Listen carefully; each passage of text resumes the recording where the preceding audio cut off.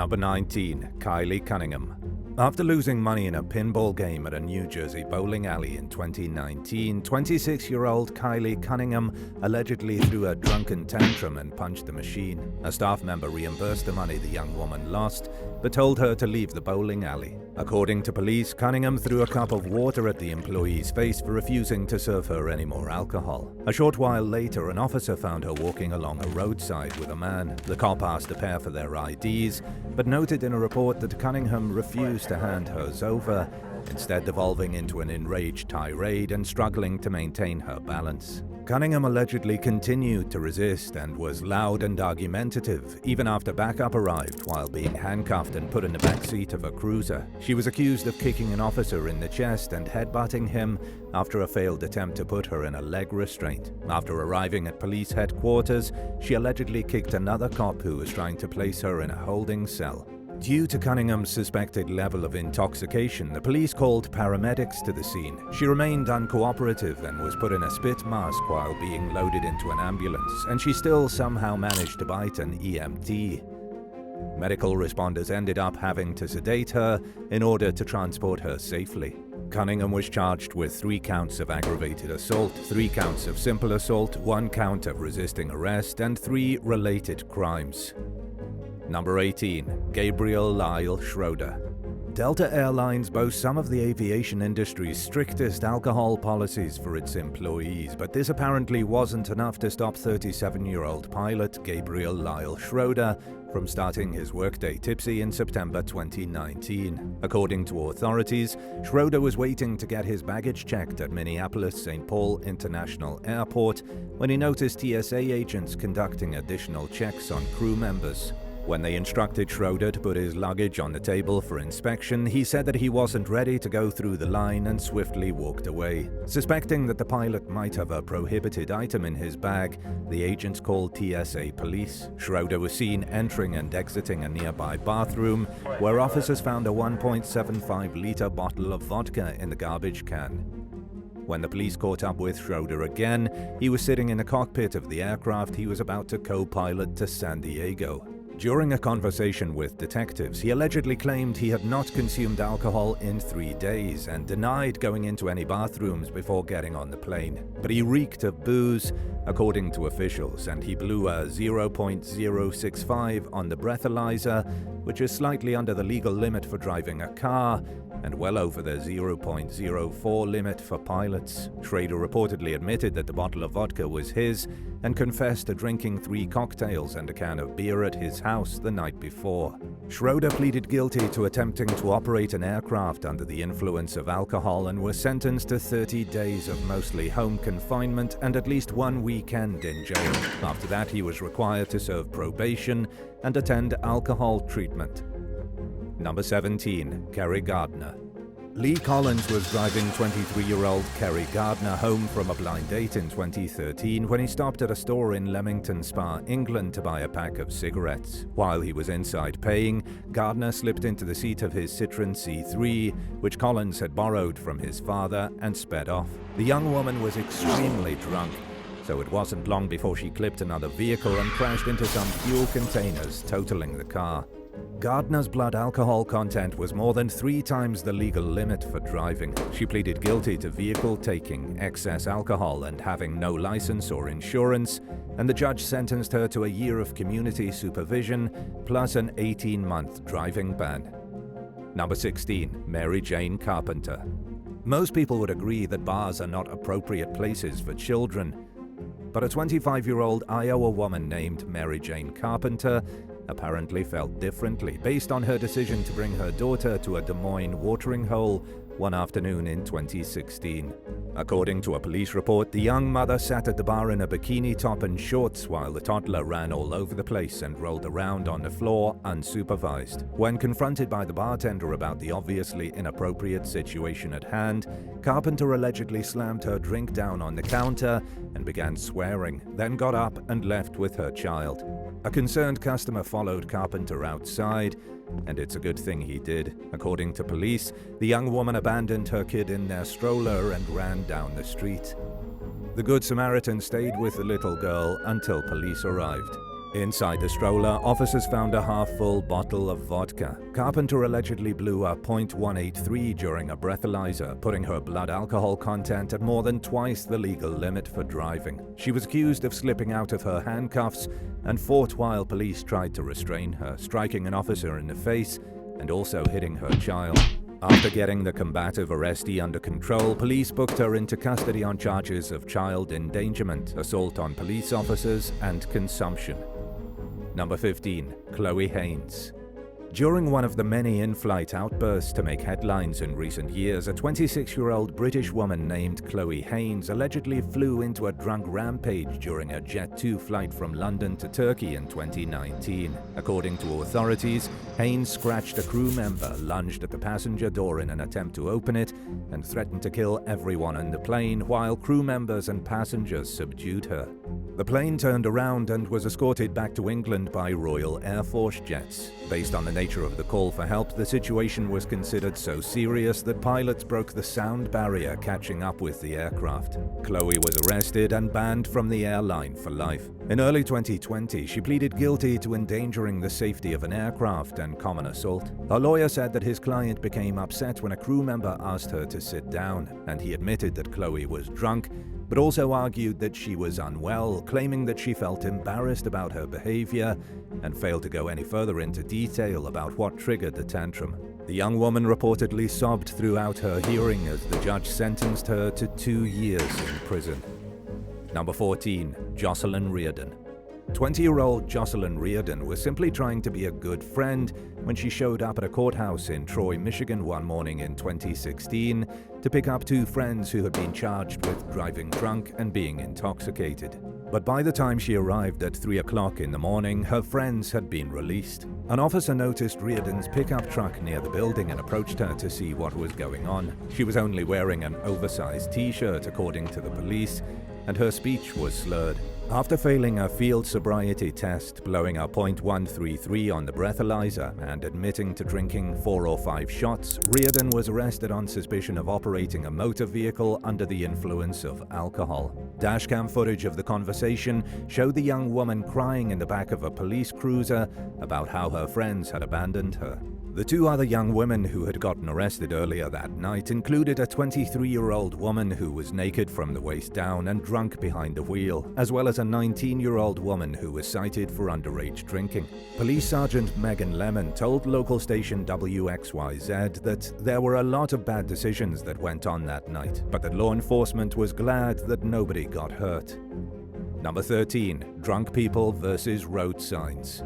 When deputies in Evansville, Indiana responded to a reported accident late one night in August 2021, they arrived to find 65-year-old Paul Whitmore trying to get into someone else's vehicle because he thought it was his. He had crashed his own car after running over a stop sign and seemed heavily intoxicated. By the time local police arrived at the scene, Whitmore was sitting on the ground. His speech was slurred and he was allegedly too drunk to stand up on his own. For his safety, the police decided not to perform field sobriety tests and instead took him straight into custody. In another instance of a drunk driver running over a sign that occurred back in 2017, 57-year-old Stephen DeWitt was accused of losing control of his Jeep along a California highway and mowing down a sign that read, "Report drunk drivers." Law enforcement described DeWitt as quite intoxicated and charged him with DUI. A similar incident happened in Batavia, Ohio on St. Patrick's Day 2023 when a drunk driver struck a sign featuring a phone number for reporting suspected impaired drivers to the State Highway Patrol. There were no reported injuries, but the driver's car sustained significant damage and the suspect now faced the added costs of dealing with an operating while intoxicated charge. A 28-year-old impaired driver in St. Thomas, Ontario, learned the importance of obeying road signs and not driving drunk one night in May of 2023 when they drove around a road closed sign and hit a parked excavator, sending both vehicles into a 12-foot deep hole. Thankfully, nobody was injured, but the driver now had the pleasure of facing criminal charges for operation of a motor vehicle while impaired by alcohol, driving on a closed highway, and driving while using a handheld device. Number 12. Sierra Newell and Brianna LaFaux. In September 2023, police responded to a call about two women tossing a baby around like a toy and flipping him upside down outside a bar in Daytona Beach, Florida. According to witnesses, the suspects were standing about 4 feet apart and throwing the child back and forth. The women were later identified as 20-year-old Sierra Newell, who was on crutches at the time, and 19-year-old Brianna LaFoe.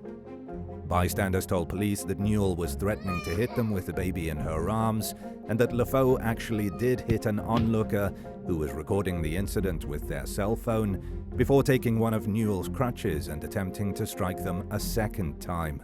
Police viewed the cell phone video, and the incident was also captured by at least one nearby surveillance camera. Sean Knapp, who manages a cannabis shop nearby, told Fox 35 Orlando that the footage on his store's security system was disturbing. He said that he was glad the child was okay, and that he believed the outcome would have been much worse if nobody stepped in.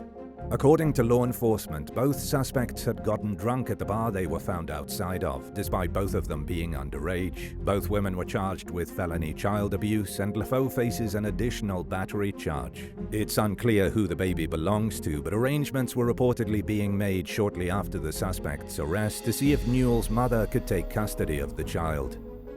Number 11. Andrew Tosh. During a flight from Glasgow to Turkey in 2015, an unruly passenger, later identified as 34-year-old Andrew Tosh, began lashing out aggressively at the people around him. He assaulted a female flight attendant during his tirade, prompting the pilot to divert the flight to Gatwick Airport in London. Tosh was allegedly so drunk that he didn't even know what country he was in when the plane landed. After being carried out of the plane face down by responding officers, Tosh could be heard on body cam footage saying that he thought he was in Dalaman, Turkey, the flight's original destination. After breaking the news to Tosh that the flight never reached Dalaman because of his behavior, the officers put him into a transport vehicle. During the drive, he began spitting and shouting at the cops and was placed in a spit mask. Tosh pleaded guilty to assault, threatening and abusive behavior, and being drunk on an aircraft. He was sentenced to 9 months in jail. Number 10. Extremely drunk customers meet Waffle House Wendy. In 2022, footage of a massive fight between employees and customers at a Waffle House restaurant in Austin, Texas went viral. The highlight of the video, which was captured in 2021, showed a female employee effortlessly catching a chair that a drunk patron had thrown over the counter at her. Dubbed Waffle House Wendy by social media users, her real name is Hallie Booth. During an interview with Tucker Carlson, she explained that the chaos began when a large group of 30 to 40 people entered the restaurant and sat themselves in a closed section. An employee told the customers that they needed to move, but they refused to comply and demanded service. Booth said she was the only cook working, and until then, it had been a slow night. The uncooperative and rowdy group appeared to be extremely drunk or at least intoxicated, and she was struggling to keep up with their orders. In the meantime, the customers got impatient and began demanding faster service. When their behavior started getting out of hand, Booth said she told the customers to leave. Instead, they ordered her to cook their food. The situation only devolved from there, according to Booth, who described seeing a woman hurling silverware and kicking plates and food. She responded by throwing a sugar shaker at the patron, who then climbed up onto the counter. After being removed from the employee area, the irate woman threw the chair that Booth famously caught and smacked the ground in the viral video. The quick-thinking cook was kind enough not to press charges against the enraged customer. Many people praised Booth for the way she handled the altercation and for her refusal to back down, but her superiors at the Waffle House were less impressed. She was written up for throwing the sugar shaker, and when she moved to North Carolina 6 months later and applied for a job at a Waffle House there, she was told that she was blacklisted from working at the chain. Number 9. Gordon McBeth.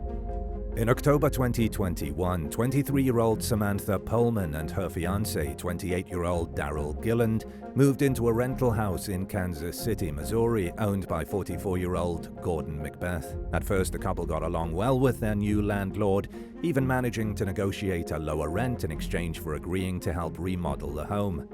But the cordial relationship only lasted about a week before McBeth's behavior went completely haywire without warning. The heat didn't work in the rental, and as outdoor temperatures dropped into the 40s, the couple contacted McBeth and asked him to either fix the heat or at least bring over a space heater so they could stay warm. McBeth initially seemed happy to accommodate the request, but he arrived at the property in a fit of rage. Pullman would later tell local station KCT5 that the landlord was acting like she and Gilland were being overly burdensome by asking for a heater. This was even though he had seemed perfectly fine just a little while earlier. She said McBeth threw some insulation at them and threatened to kill Gilland if he wasn't satisfied with it. Speaking with Mail Online, Pullman seemed confident that McBeth was drunk when he showed up at the house. In addition to having a reputation for being an alcoholic, the irate property owner allegedly accused the couple of making him drive drunk.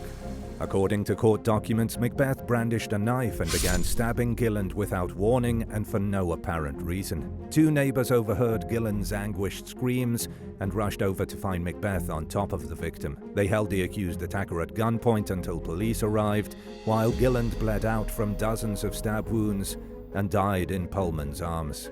Authorities charged McBeth with second-degree murder. Records show that he remains in custody at the Clay County Jail and has already attended a pre-sentencing hearing. His next court date is in early 2024. Number 8. Christina Chambers. 33-year-old Joseph McMullen was on a first date in Houston, Texas in April 2023 when a Porsche 911 Carrera came barreling onto the sidewalk and ran straight into him at 2:30 in the morning. The driver of the Porsche, 32-year-old Christina Chambers, had allegedly struck a curb and lost control of the vehicle, causing it to leave the roadway and hit a light pole, mowing down anything in its path along the way. McMullen died at the scene, while Chambers and her two passengers were hospitalized for injuries sustained in the crash. According to police, the woman's blood alcohol content was nearly 4 times the legal limit. Investigators suspect that she may have been driving over 100 miles per hour at the time of the accident. After receiving medical treatment, Chambers was booked into the Harris County Jail on suspicion of intoxication manslaughter. She's also one of several parties who are being targeted in a wrongful death lawsuit by the McMullen family, who are accusing 4 bars of over-serving Chambers before she got behind the wheel on the day of the crash. Chambers' husband, Xuan C., is also named as a defendant in the case. According to Houston public media, C. has filed for divorce from Chambers. The plaintiffs are arguing their case based on the state's Dram Shop Act, which allows people who sell alcohol to be held accountable for serving someone who's obviously intoxicated or a danger to others. And with a blood alcohol content as high as Christina's was, the lawsuit argues that the people who served her should have been able to tell without a doubt that she was highly intoxicated. Number 7. Sha Madden. While responding to a call about a loud argument in Palm Coast, Florida one evening in October 2023, Flagler County deputies arrived to find an irate shirtless man named Sha Madden standing in a driveway. The 40-year-old suspect allegedly began challenging the deputies to a fight as soon as they got out of their cars. Instead of fueling the fire, the deputies remained impressively calm as they tried getting Madden to talk about whatever was bothering him. One deputy asked the suspect how much he had had to drink that day, but he didn't answer the question. Madden continued acting belligerent and seemed to think law enforcement was accusing him of doing something wrong. After angrily asking what he did wrong, he said he wasn't brandishing anything and dropped his shorts to his ankles right in the middle of the neighborhood. He then asked, "Where's my weapon?" The distraught suspect quickly surrendered after that and was charged with disorderly intoxication and assault on an officer. Madden was released on a $2,000 bond and is awaiting his next court date. Number 6. Drunk at the drive-thru. In September 2023, police in Albuquerque, New Mexico received a call from a Whataburger employee about a customer who had fallen asleep in the drive-thru. The worker said the customer was slurring his words while ordering and that she noticed empty bottles of alcohol in his car when she went outside to check on him and found him asleep. She took his keys out of the ignition, and when police arrived, they weren't exactly surprised to see the man, who's a repeat offender with 3 previous DWI convictions. Identified by law enforcement as 43-year-old Alfredo Alvarez, the suspect could be seen struggling to maintain his balance during his conversation with a responding officer.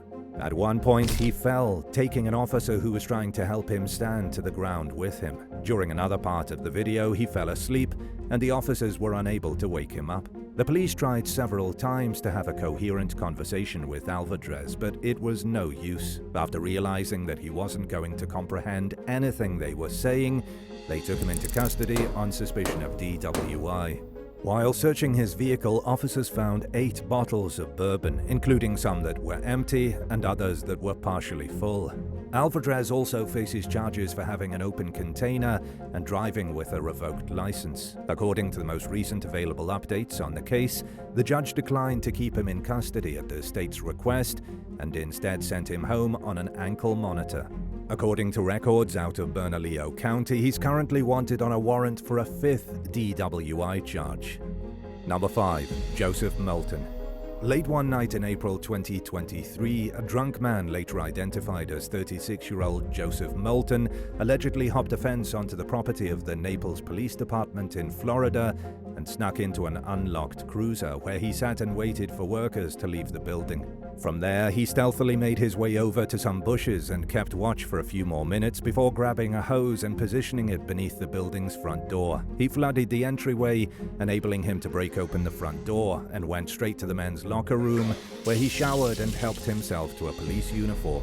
Altogether, Molton took around $900 worth of clothing and gear, including a shirt, pants, a hat, and a bulletproof vest. The intruder proceeded to wander around in a towel and eventually into the women's bathroom, where he relieved himself on the floor, dumped a police radio into a toilet, and then left unnoticed. After finding Molton's wallet in the police cruiser he had staked himself out in, police brought him in for questioning. And it suddenly made sense why a 7-Eleven clerk had called earlier that day to report a man in police clothing acting strangely. Molton allegedly admitted to being drunk and claimed he didn't remember what he had done, and was charged with felony burglary and grand theft. Number 4. Joshua Skiano. During a night out drinking in Clay, New York in 2023, 22-year-old Madison Faltisco realized that her designated driver, 23-year-old Joshua Skiano, was in no condition to get behind the wheel. After failing to find another ride home, she began walking. Early the next morning, a passerby spotted Madison's body along the roadside and called the police. She had been struck by a vehicle and had been dead for several hours. Around 10:40 p.m. the previous night, Skiano had crashed his car into a Salvation Army thrift store sign less than a mile away from where Madison's body was found. He walked away largely unscathed after having his car burst into flames and hadn't mentioned anything about an accident involving Madison. But given the proximity of the two accidents and other factors, police were pretty confident that Skiano was responsible for his friend's death. During questioning, Skiano insisted he didn't remember hitting Madison. It's certainly possible considering his blood alcohol content was more than 5 times the legal limit at 0.43. Either way, it won't affect the state's ability to prosecute the case, according to District Attorney Bill Fitzpatrick, who told CNY Central that the suspect can say whatever he wants or not say whatever he wants. Skiano is charged with vehicular manslaughter, second-degree vehicular manslaughter, and leaving the scene of a fatal vehicle accident. Number 3. Timothy Welsh. When an extremely intoxicated man entered a gas station in Riviera Beach, Florida one afternoon and grabbed a can of beer out of the cooler, the owner tried to stop him. He pushed his way past and approached the cashier, who refused to sell the beer. The enraged customer smashed the can against the ground, causing beer to spray everywhere, and began making his way toward the exit, while the store owner followed to make sure he left. On his way out, he allegedly turned around, pulled a knife from his waistband, and pointed it toward the owner before walking away. Unconvinced that the situation was over, the owner promptly locked the door. Moments later, the raging drunk customer was back, pounding on the outside of the door with his fists. While searching the suspect, responding officers found the knife along with 8 grams of marijuana. They arrested 47-year-old Timothy Welsh on suspicion of aggravated battery with a deadly weapon and simple battery. Number 2. Hino Salgado. After finishing up their workday one evening in April 2023, 31-year-old Hino Salgado and his boss, architect Graham Downs, held an impromptu workplace happy hour with several other employees at their office in San Diego. Later that night, the group went to a bar where Salgado began to act noticeably loud and drunk. The bartender cut him off, but he continued drinking after the crew continued on to Downs' house. Members of the group would later say that Salgado's behavior started making them uncomfortable. He allegedly antagonized his boss's dog, made rude comments to people, followed two women upstairs, and opened the bathroom door while one of them was on the toilet. Salgado also became somewhat volatile, raising his voice and acting irrationally angry when he heard that Downs had recently met with someone he disliked. He warned Downs not to give the other person his job, which Downs reassured him he had no plans of doing. At the end of the night, Salgado was the only remaining guest present. Downs had asked other guests to drive Salgado home, but they refused. A little while later, a neighbor awoke to loud voices outside. According to the neighbor, Salgado was screaming at Downs, who looked like he was trying to de-escalate the situation. As the noise continued, the neighbor ran outside to get a better look at what was happening. He described seeing Salgado hovered over Downs, who was laying on the ground, and repeatedly striking his head and upper body. The witness later testified that he could hear a gurgling sound coming out of Downs' mouth as the victim lay motionless. Downs would succumb to his injuries 2 days later in the hospital. Salgado appeared to be asleep next to his dying friend when police arrived, but he was reportedly functional enough to stand up and answer the officers' questions. Following the victim's death, he was charged with first-degree murder. The defense argued for a reduced manslaughter charge, claiming that Salgado was blackout drunk and didn't remember anything past the point when he and his co-workers arrived at Downs' house, and that he therefore had no control over his behavior. Prosecutors did not disagree that Salgado was drunk, but they maintained that he was lucid enough to take responsibility for his actions. The jury convicted the defendant of second-degree murder, and the judge denied the defense's request for a probation sentence. He described the crime as one of the most senseless killings the court has ever seen, and he made it clear that he would not allow alcohol to be used as an excuse for murder in his courtroom. Salgado was sentenced to 15 years in prison. Records indicate that he was granted parole in August 2023, but that he remains in custody for now. And now for number 1. But if you want to hear more bizarre and crazy stories, stay tuned after the video for some more content. Number 1. Lester Hui. In 2016, a night of bad decisions at London's exclusive Aspinall's Curzon Street casino left British businessman Lester Hui 6 figures in the hole, and he fought tooth and nail to avoid paying the debt. As a high roller who routinely dropped large amounts of money gambling, Hui was a VIP member of the casino. On the night in question, he was celebrating the Chinese New Year with other guests. The liquor was flowing, and Hui gambled away £400,000 in just 20 minutes. By the end of the night, he had lost another £200,000, amounting to an eye-watering £600,000 total. It's a lot of money, even for a wealthy person. And when a check that Hui signed over to the casino bounced, he decided to just not pay the debt. He still hadn't forked over a single penny when Aspinall sued him more than 3 years later. In court, Hui accused employees of getting him blackout drunk. More specifically, he claimed that he drank 3.5 bottles of champagne and wine and at least 5 shots of 54% proof firewater Motai liquor. What's more, Hui pointed the finger specifically at one of the casino's high-ranking executives, who he accused of ordering the bottle of Motai during a drinking and gambling game. He even went as far as saying that the executive lured him back to the gambling table after he had decided to call it a night. Hui further argued that the casino failed to stop him from gambling past a self-imposed limit of £30,000 and that he was clearly not in a condition to continue playing. Casino officials vehemently denied plying Hui with liquor and accused him of exaggerating the amount of alcohol he drank. They claimed that Hui was nowhere near blackout drunk, especially since he managed to drive 20 miles home. Furthermore, the club insisted that it was against its ethics to encourage noticeably drunk people to gamble. The judge was highly suspicious of Hui's story. He questioned how the businessman drank as much alcohol as he claimed without ending up in the hospital. Hui argued that as a nightclub owner, he drank often, implying that he was no doubt wasted, but not dangerously due to his tolerance for alcohol. In August 2023, the judge ruled that Hui is responsible for paying the debt. While it's impossible to know the extent to which alcohol influenced him that night, the court determined that he wasn't bad off enough to evade responsibility for his decisions. Number 9. Samantha Pier. To rake in some badly needed extra cash, 8th grade science teacher Samantha Pier and her husband Dylan began performing together in adult videos and making them available to paying subscribers on OnlyFans. Pier went by the stage name Khloe Carter, but someone still figured out that it was her in the videos, and the school district was not happy when they found evidence of the raunchy couple creating content in the classroom during off hours. Once her superiors found out about the page, Pier resigned. Dylan, who also worked at the school, was fired 4 days later. In response to the scandal, Samantha posted a video claiming that she and Dylan became adult performers to compensate for their low-paying teaching salaries. She explained that she was already spending a lot of time on school-related duties outside of her contract hours, and that it was taking away from her time with her children and the family's ability to survive on teaching alone. Samantha said she blocked the entire state of Arizona from viewing her content in hopes that it wouldn't interfere with her day job, but the videos were somehow discovered.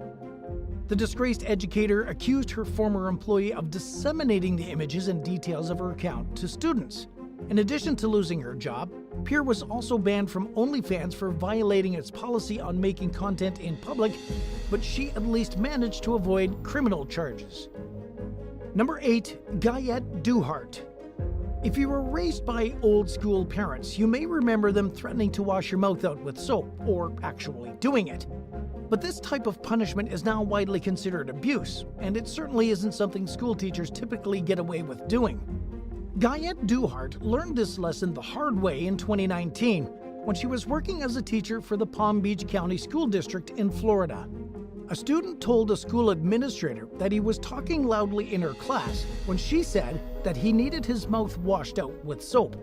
Duhart allegedly grabbed a bottle of sanitizer from her desk and told the student to approach, then pumped the sanitizer into his mouth. Several students corroborated the young man's story, but Duhart claimed that he grabbed the bottle and pumped the sanitizer into his own mouth. He spit the sanitizer onto the floor, left the classroom, then returned a little while later, at which Duhart let him go to the bathroom and rinse his mouth out. She insisted to investigators that she had no idea anything had happened until he left the classroom. In the first disciplinary action taken against her in her 12-year career, she was suspended for 10 days without pay. Number 7. Candace Mason. Most people associate dancing poles with strip clubs, but some consider it a legitimate art form, and it's gained increasing credibility in recent years for the athleticism and skill it demands, which seems to be the approach that North Carolina teacher Candace Mason took when she began pole dancing in her living room as a mental and physical release. Mason became so passionate about her newfound hobby that she shared videos of herself pole dancing on social media under a different name. She also began teaching it part-time. But the school she worked for apparently didn't share Mason's sentiment about pole dancing being an art, and when students discovered one of her videos in 2018, she was suspended from her job. She was reportedly accused of violating the school's code of conduct for online behavior, which dictates that teachers are held to the same standards on social media as they are in public. But the policy failed to explicitly define what constitutes crossing the line. Mason's suspension raised bigger questions about what behaviors a school district has the right to police. And while she was frustrated by the stigma attached to the pole dancing, there was one good takeaway from the situation. As she pointed out to the Washington Post, "I can't change everyone's perception of pole dancing or me, but I do like that it's getting the attention it deserves." At number 6, Diane Tado. One day in 2018, students at the Westgate School in Port St. Lucie, Florida, entered the classroom to find a message on the whiteboard from their teacher, Diane Tado. It read, "Bye, kids. Mrs. Tado loves you and wishes you the best in life. I have been fired for refusing to give you a 50% for not handing anything in." Tado had been fired for refusing to adhere to the school's no-zero policy, which dictated that 50% was the lowest possible grade a student could receive. She claimed that she learned about the policy after some students failed to turn in an assignment she had given them 2 weeks to complete. Because Tado was new at the school and was still in her probationary period, the letter informing her of her termination wasn't required to include a reason for why she was being fired. A school spokesperson denied that she was fired over the no-zero policy and claimed that she was let go for her substandard performance, lack of professionalism, and the toxic culture she allegedly created on campus. Numerous students and parents had supposedly complained about the teacher, and the school said it was investigating possible physical abuse. Tado vehemently denied the allegations. As a teacher of 17 years, she said it wasn't the first time a principal or administrative staff member disliked her, but she had never been canned without warning or accused of creating a toxic environment. She said that she hoped for changes within the education system that would require students to earn their grades and put an end to what she described as a fraudulent policy that teaches kids that they deserve a reward just for showing up. Number 5, Gregory Saledo. In early 2018, a California school teacher's harsh anti-military diatribe was leaked on social media, sparking outrage in a community with strong ties to the armed forces. 49-year-old Gregory Saledo, who was also a local councilman, was working at a high school in Pico Rivera when he allegedly launched into a disparaging rant in response to a student's U.S. Marines t-shirt. In one recording, he could be heard saying, "Don't wear that in here." He also referred to military members as dumb and stupid, further stating, "They're not like high-level thinkers. They're not academic people. They're not intellectual people. They're the freaking lowest of the low." As you can imagine, people were extremely angry, and they wasted no time demanding Saledo's removal from the classroom. News of the incident garnered national attention and even reached the ranks of the White House, with Chief of Staff John Kelly commenting that Saledo ought to go to hell for his behavior. The school board voted to terminate Saledo following an investigation into his conduct, which found that in addition to his anti-military remarks, he'd used racial slurs in the classroom and told his students he would kill them all in order to protect his family if necessary. He appealed the decision, and the matter was about to go to court when he changed his mind and instead submitted a letter of resignation. In a statement, the teacher of 22 years said that he was simply no longer interested in being employed by the district. Number 4, Susan Oyer. Florida schoolteacher Susan Oyer was no stranger to allegations of mistreating her students when she was disciplined in 2020 for her latest spate of offensive remarks. In previous cases dating back to 2012, she was accused of calling African American students a disgrace to their race for not knowing the answer to a test question about the 1970s dance show Soul Train. One student claimed that Oyer said she looked like a hoochie missy and that her pants were too tight. Another time, a student said that her father was going to Mexico to get ingredients for his restaurant, to which Oyer allegedly responded, "Ingredients for what? A bomb?" Students also claimed that she said then-Governor Rick Scott deserved to be kicked out or assassinated. The problematic instructor settled these previous cases with the Education Commission by agreeing to a $750 fine and 3 years of probation at her job. She fell under scrutiny again in 2019 when the school district launched an investigation into parents' complaints about how their children were being treated in the classroom. Some even requested that their kids be removed from Oyer's class. According to a state affidavit, Oyer threatened to call immigration on a student, told another that she was surprised their parents hadn't thrown them against a wall, mockingly said, "Oh, look at Miss, I'm not even American talking." She also allegedly told a young man that there was a special school for students like him and criticized students' poor marks in front of their peers. In a settlement with the State Department of Education, Oyer agreed to a 6-month suspension of her teaching license. If she wanted to return to teaching afterward, she would have to pay a $1,000 fine and take a classroom management course. And while she didn't deny the allegations, the agreement did not require her to admit fault. Since then, it appears as though Oyer has chosen a new career path and is now a real estate agent. Number 3, Christy Buin. It's become easy for attractive women to make big money from home by selling steamy content on OnlyFans. Since then, a number of school teachers have come under fire for moonlighting as nude models. In one recent case, a 33-year-old physics teacher from Scotland named Christy Buin faced harsh backlash from her community when her OnlyFans photos were leaked among the student body where she worked.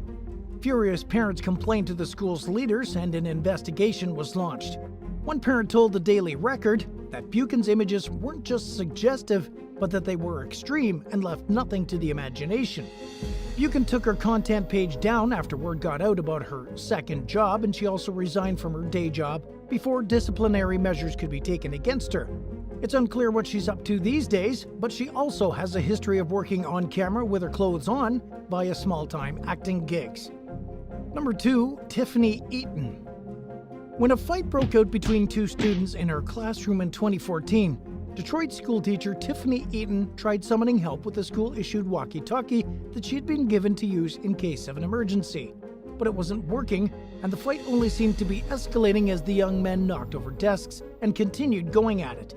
Not knowing what else to do, Eaton took a broom and swatted one of the boys several times in an attempt to get the violence to stop. The student backed off, but only briefly. Cell phone footage of the altercation shows the other student rushing back toward him, and the fight continued until another student intervened and broke the parties up. After seeing the video of Eaton hitting one of the students with a broom, the district quickly took action to fire her. But the situation wasn't so cut and dry, according to Detroit Federation of Teachers President Keith Johnson, who said that Eaton violated the corporal punishment provision in the Michigan School Code, but that the same code also required her to do what was necessary to defuse a violent situation. The video went viral, and the public rallied around Eaton, who said she wanted her job back and hired a lawyer. She got her wish and was offered the opportunity to return to the classroom, but by then she had the opportunity to reflect on the situation. Through her attorney, Eaton said that she would only go back to teaching if certain assurances could be made. At the time, she and the district were negotiating these terms, which included a zero-tolerance approach to classroom violence. And at number 1, Candice Reed. Some students could be heard laughing in a video of a white teacher allegedly mocking Native Americans in a Riverside, California classroom. Others didn't think it was one bit funny and could do little else than sit there in jaw-dropping silence, record what was going on, and share it for the world to see on social media. The footage, which surfaced in 2021, showed the teacher in a headdress chanting the trigonometry term "so-ka-toa."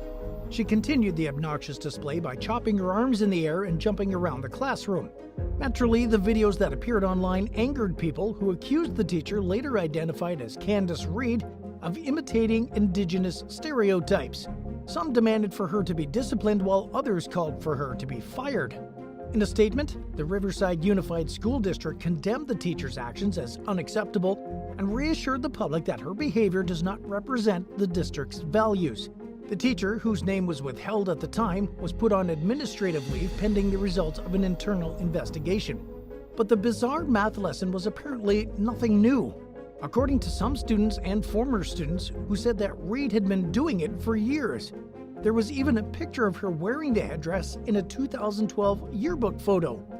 The incident drew tears from one Native American woman who offered some compelling words during a school board meeting on the matter. She wondered out loud why nobody had reported the behavior long ago and said that she felt like Native Americans were still fighting for their rights and being bullied and treated badly. According to the Riverside City College Viewpoints, the district voted to fire Reed, something that, according to some, was long overdue. She reportedly appealed the decision, and it's unclear where the case currently stands. Thanks for watching. Which would you choose? Going on vacation alone and hoping you meet new people to socialize with, or taking a friend with a history of acting crazy when they drink too much and hoping that the person respects their limits? Let us know in the comments below, and remember to subscribe.